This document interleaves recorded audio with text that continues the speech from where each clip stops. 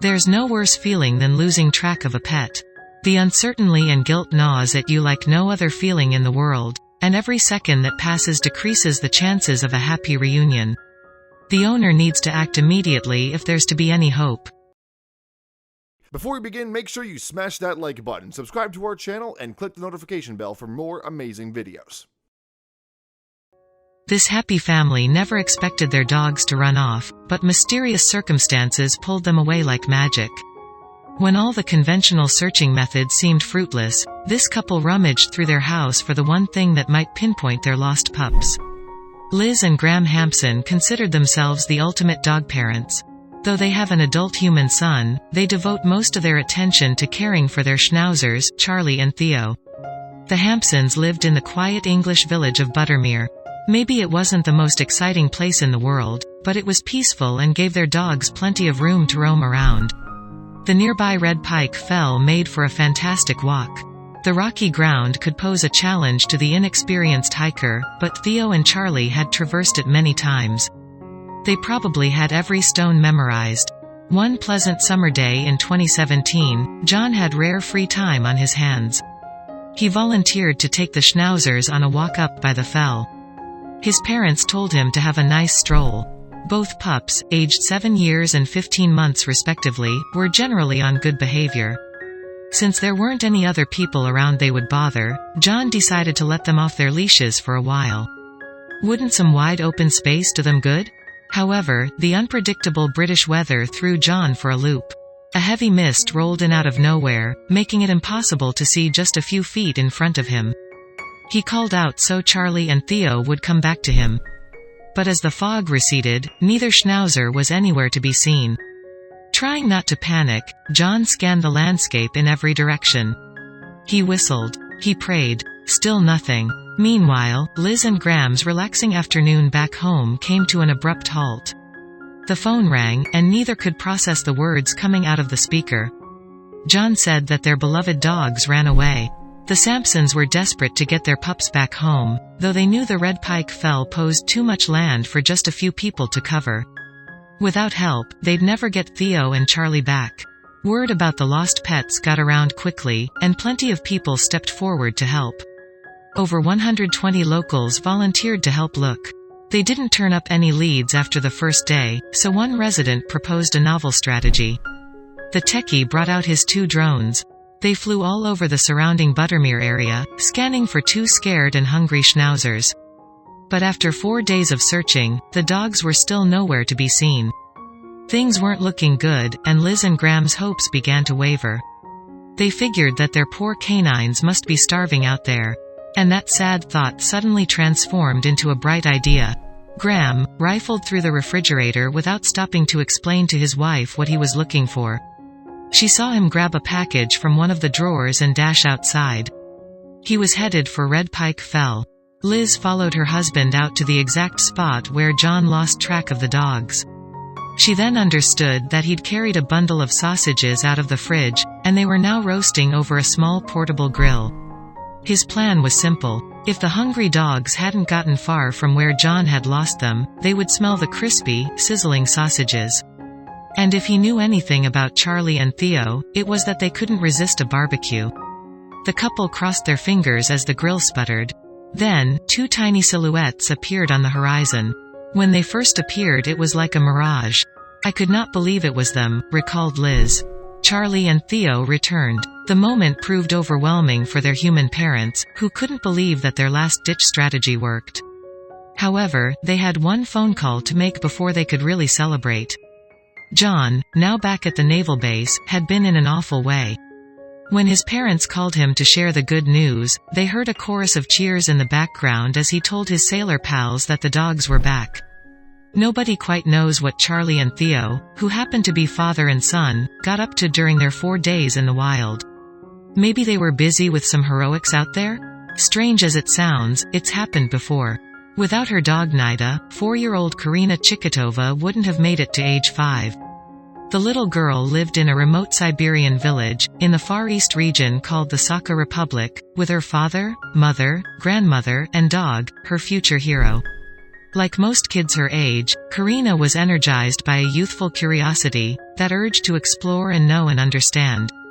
Which was why, in July 2014, she followed her father, Rodion, on an expedition into a part of the Siberian wilderness also known as the taiga. Now this decision was problematic for a few different reasons. The first reason being that the taiga is very much an animal kingdom, dominated by bears, tigers, and wolves with really sharp teeth and an appetite for people. The second problem with Karina's decision was that she had not told her grandmother, the person charged with watching her at the time, that she would be following her dad into the bear-infested wilderness. In fact, she hadn't even told her dad that she would be following him. So literally no one on the planet knew that this 4-year-old girl was diving headstrong into the most dangerous territory on the planet. No person, at least. Karina did have a companion at her side, Nida, the family dog. That, evidently, was all the comfort the little girl needed, but it was little comfort to her mother, Talina, when she realized her little girl and the dog were both missing. At first, Talina figured her youngster and the dog followed Rodion to his native village, but Siberia wasn't exactly flooded with quality LTE, so she couldn't pull out a cell phone and check. Instead, she waited to hear from her husband. In the meantime, Karina followed her father until she somehow managed to lose his trail. Her dad disappeared from view, leaving her very much stranded in Siberia with Nida. And the bears. And the wolves. It took 4 days of waiting for Mother Talina to learn that, no, her daughter was not with her husband in his home village. No stranger to Siberia, she understood this to be a very bad thing, so she alerted authorities. They deployed a 100-person rescue team to head out into Siberian wilds to find her. The team carried rifles to fend off bears. Yeah, there were that many bears in the woods. Helicopters sliced the sky and rescue workers on foot combed through the trees and tall grass, but their search proved fruitless. Karina was nowhere to be seen. But then, 9 days after she went missing, authorities found a clue. More specifically, a clue walked right up to the authorities and introduced herself. Nida returned to her home, but Karina was not with her. What should have been a hopeful moment only seemed to confirm Talina's worst thoughts. If she was to hug her puppy, Talina said, we thought, this would have given her a chance to survive. So when her dog came back we thought, that's it. Even if she was alive, and chances were slim, now she would have definitely have lost all hope. But Nida hadn't just wandered absent-mindedly home. She seemed eager to show the desperate family and the rescue crew something important. The dog headed the group of rescuers and led them into the wilderness. The dog led authorities to a spot in the wilderness, but none of them saw Karina there. Nida, it seemed, couldn't find the exact area where she'd left the little girl. Authorities wondered if they were anywhere near her at all.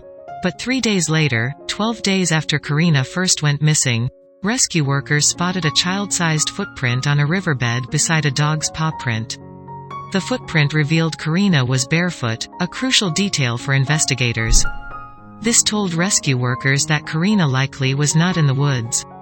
Too many sharp sticks, there would have been a nightmare on her feet.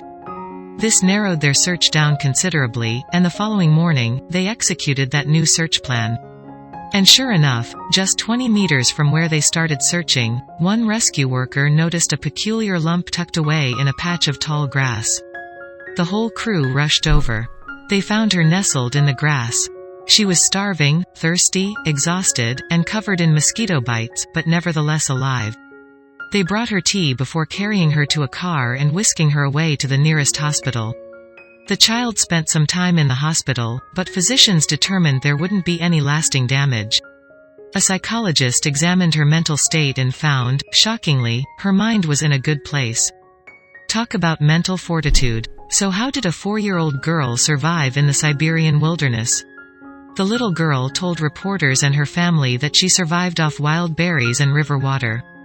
Then, of course, there was Nida, the lovable canine that gave her warmth at night and companionship in the daytime. The two reunited for the first time back at home when the hospital released Karina. The meeting did not go as expected. When Karina first saw her dog, she looked her in the eyes and chided, "Why did you leave me?" Those 3 days of solitude must have really affected the little girl. But eventually, she came to understand what the dog did for her. "It was Nida who rescued me," Karina said sometime later. "I was really, really scared. But when we were going to sleep I hugged her, and together we were warm." Karina's story gripped everyone watching, and locals even erected a statue of the girl and her pooch to celebrate their strength and will to survive. Not bad for a 4-year-old and her dog, huh? In the end, Karina made a full recovery, and by 2018, attended a ballet boarding school 350 miles away from the village she'd wandered away from all those years ago. Her teachers believed she had the talent to compete in Russia's competitive ballet scene. When she just started her classes, Karina was very reserved, a boarding school leader said. "She has changed so much and became a lot more open, sociable, friendly and independent. She made many friends who love her lots. But even as she danced like an expert and earned friends with her exuberant personality, she would never forget the friend that made it all possible, Nida, the loyal canine. Thanks to an abundance of technologies and other people, we can easily pinpoint our exact locations. In this day and age, it's hard to get truly lost, though some places, like rural Siberia, are not so Wi-Fi rich."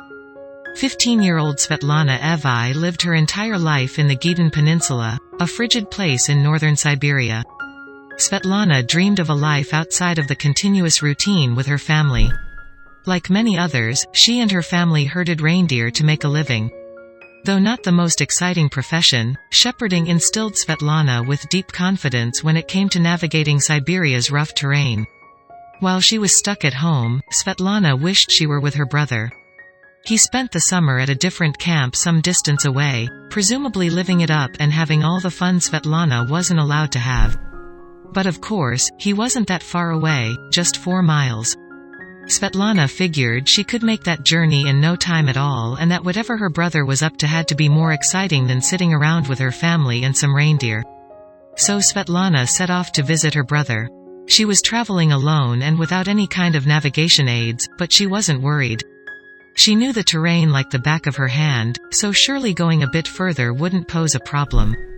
Several hours passed, and Svetlana started to panic. She should have made it to her brother by now, and yet she stood in the middle of the wilderness, with no people or buildings in sight. She began to feel dizzy. Meanwhile, her family back home grew concerned. Svetlana had never gone out alone for such a long time. Her uncle Ivan, knowing that time was precious, organized a search party of family members and neighbors. They had to find her. But Ivan understood the vast scope of the Siberian region. They could surmise the rough direction in which Svetlana had headed, but that knowledge only went so far. She could have gotten lost and switched to any other heading. And that was precisely what had happened. After a rough night out on the tundra, Svetlana couldn't make heads or tails of where she was. Before she could head back home, however, another issue pressed on her mind: survival. Svetlana felt certain help was on the way, but realized it could be a while until anyone arrived. With a bit of luck, she located some cloudberries. They were half frozen and unripe, but they were food. As more time passed, Svetlana kept moving. She continuously looked over her shoulder, for she knew dangerous beasts lived out on the tundra. Arctic wolves would usually go after stray reindeer, but they would gladly accept a lost girl as their meal. Night fell again and again. Although daytime temperatures could sometimes reach 80 degrees Fahrenheit, the night air dropped far below freezing. Svetlana shivered herself to sleep as she fought to stay alive. Svetlana grew so weak that she could no longer walk. Nevertheless, the will to survive kept her going. Praying that some help would arrive soon, she began to crawl on her hands and knees. She didn't have much time left. Her uncle Ivan continued the search, but there wasn't any trace of Svetlana, who went missing over 2 weeks before. He had spotted some brown bears, though. Could a bear have hunted her down and dragged her off to its den? Dismayed, Ivan walked around an area just 7 miles from their home. Then, without warning, he spotted a figure on the horizon. It ambled toward him. Without thinking, he ran towards the shape and hoped for a miracle. It was Svetlana. Though her body was battered and bruised and she was emotionally spent, somehow, she stayed alive. Ivan resisted the urge to scold her for acting so foolishly and arranged for a physician to examine his niece. Living in such a remote part of the Gidan Peninsula, Svetlana did not have access to a full medical staff in the immediate vicinity of her home. A helicopter arrived to carry her to a hospital. Once aboard, she shared her incredible story. Nobody could quite believe how Svetlana scraped together the bare essentials out in the wilderness. Though still just a girl, she managed to evade the tundra's many hazards while knowing how to take advantage of its biggest asset, plenty of fresh water. Amazingly, Svetlana seemed pretty healthy. Though she had no shelter and barely any food over the course of 2 weeks, her vitals were pretty steady. Doctors found no sign that her life was in danger. But just as a precaution, Svetlana's family kept her in the hospital in Tuzovsky to fully recuperate. They gave thanks that she survived such an ordeal and hoped that after her harrowing adventure, Svetlana wouldn't mind spending time at home again.